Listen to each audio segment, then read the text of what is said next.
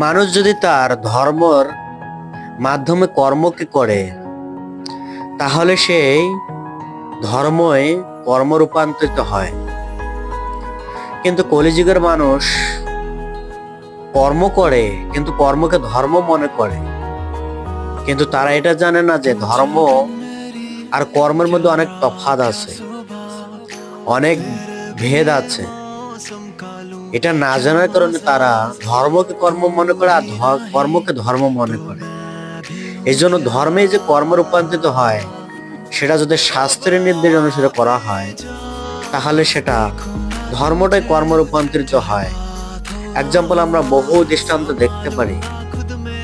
ধর্মের মাধ্যমে তাদের জীবন ধারণ করতেছেন, কেননা ধর্মের মাধ্যমে জীবন ধারণ করাটাই হচ্ছে কর্ম, আর সেটাই হচ্ছে মূল শিক্ষা, মূল বিষয়।